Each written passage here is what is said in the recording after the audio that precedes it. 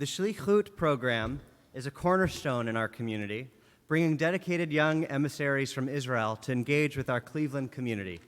These emissaries, or shlichim, play a pivotal role in strengthening the bond between our local Jewish community and Israel. Through cultural exchange, dialogue, and shared experiences, they bridge the gap between communities, continents, and generations. It is my absolute pleasure to invite up Itay, who is going to speak to us about his experience, and especially now because he's about to return to his studies in Jerusalem at Shalem College, where he will continue to blend critical thinking with deep exploration of Jewish thought and culture. But in the spirit of the book of Devarim, Deuteronomy, we couldn't let you cross back over into the promised land without regaling us with your insights, with all of the wisdom and experiences that you've collected along the way. It's my great pleasure to invite up Itay to share your journey with us. Please welcome Itay.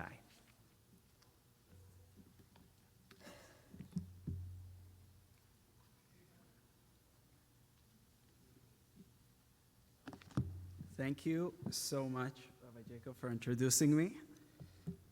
Rabbi Rosenbaum, Cantor Rosenbaum, Nation President Scott Madasar, I am really, really excited to be here. So again, thank you for having me. I don't think you realize how far this is from where I would ever imagine myself 10, 15 years ago. I'd like to start with a short anecdote. About 13 years ago, I was studying for my bar mitzvah. And do you know those teenagers who are not really into studying to their bar mitzvah? It's not really into it. They think they could do something way better with their time, something way more important and significant. So I was that teenagers. I was trying to reject all Jewish religion as I saw it back then. And I'll never forget how I was negotiating with my bar mitzvah tutor about the length of the portion I will read. After a back and forth between the sides, basically like Camp David summit, we reached an agreement. Rabbi will cut it a bit shorter, and I'll have to write a sermon about something that is important to me. Being here in front of you today, after 2 years of working with this just incredible community, and standing on the stage and speaking to you is the best closure I could ask for. And I'll explain why a bit later in this talk. I was born in Haifa to a Mexican mom who made Aliyah at the age of 14, and a tzabar father with a palmach roots dug deep in the land of Israel. When I introduce myself to people here, I always say I grew up in Haifa, and I always say also known as the Paris of the Middle East. Whether people believe it or not, that's a different conversation, to be honest. But I truly feel it has a significant part in me shaping my character as someone who's interested in people and interested in perspectives. When I started attending high school at Liobek Education Center in Haifa, one of the only schools in Israel that are affiliated with the Reform movement, as I said, my interest in Judaism was very little. Also, there wasn't much I knew about the school. I was new to the environment. It was a huge high school, and I was still kind of trying to understand what is going on. I remember after English class in school, I was passing the synagogue offices where I did my bar mitzvah, and I thought it would be nice to jump in and say hi to the rabbi, say hello to the rabbi. It was always a very welcoming figure. I always remember him as such. And his initial unexpected reaction to seeing me was offering to go and join a teen exchange program to America with a Jewish temple on the Upper East Side called Sharei Tefillah. And I had a day to decide, and I decided to go for it. I'm not sure why, but I know that was a turning point for me. For the first time in my life, I felt I can find myself within Judaism. I met American Jews who are similar to me, but take a proactive and a conscious decision to be Jewish and preserve their identity. I felt like I share something with communities I wasn't even aware of, their modern Jewish lifestyle, and I could actually relate to it for the first time. And all of that is in addition to their connection to Israel, to their connection to the people of Israel.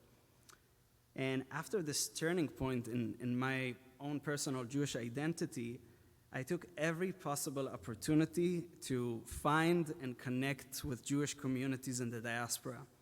I went to lead on a summer camp in North London. I led another teen exchange program to New York. I participated in a gap year program between high school and the army with participants from all over the world, coming from different religions, different countries, different backgrounds.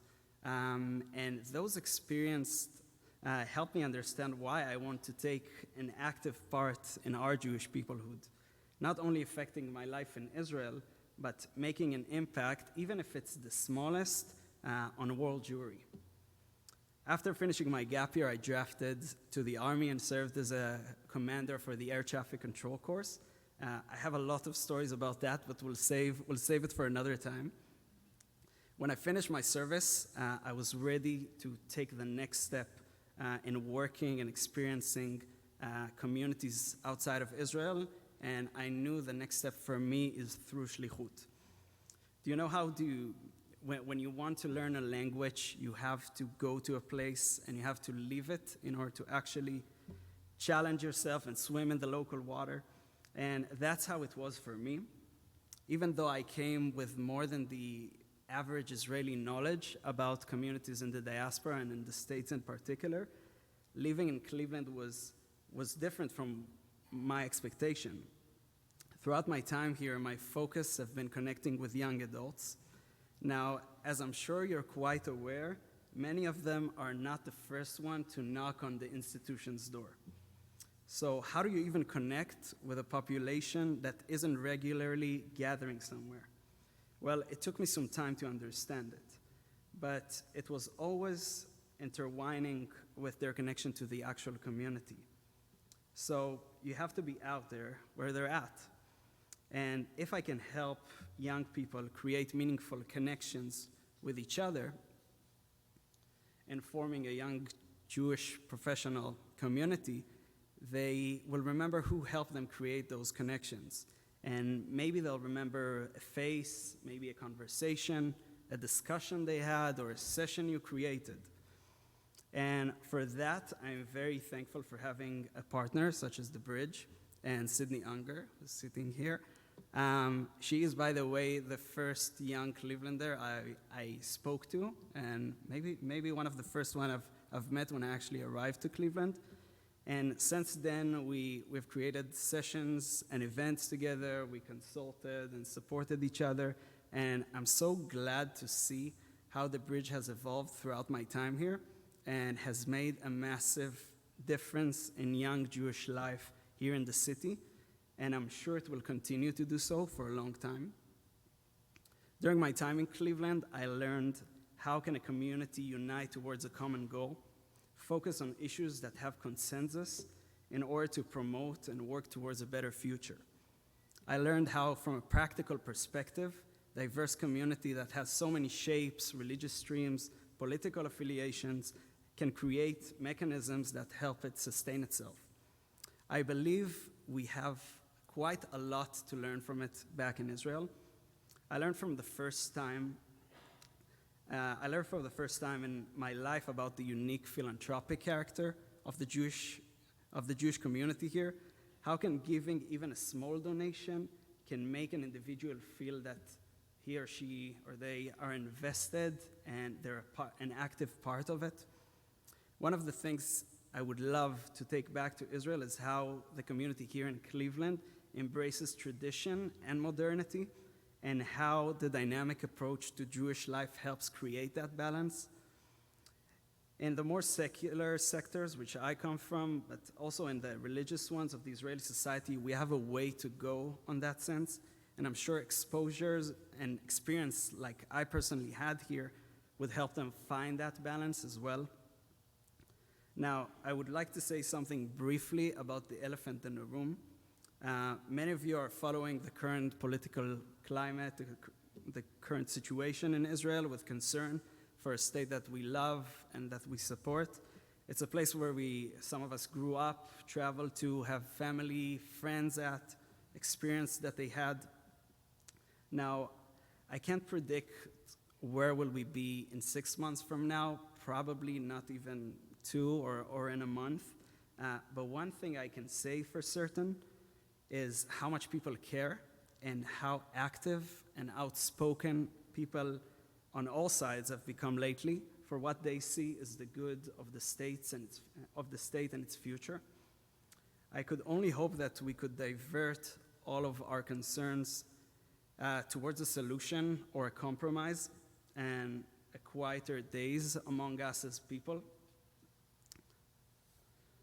On that note, I want to say that for me, this is a real closure, a closure for Itay back then in his bar mitzvah, giving a sermon with a very, very completely different mindset. And I'm very thankful and grateful for the empowerment your community has given me. Many of the people here in Bnei Yeshurun opened their homes and their hearts to me and provided me with family, love, support throughout my time here. And I hope I would be able to give back even the slightest bit of what I received here in Cleveland, and that nothing could make me happier than that. So thank you so much for having me.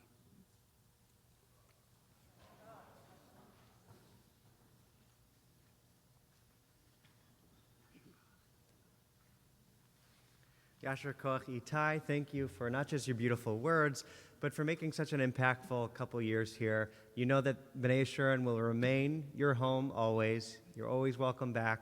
We'll miss you so much. And we know that the next time we're in Israel, it's already more, even though it's already our home and always will be, there's something even more homey about it now that we have this undying relationship with you. So thank you for everything, and we'll miss you. Nesiat Tova. We continue now with Musaf. We rise for Chatzi Kaddish, page 184.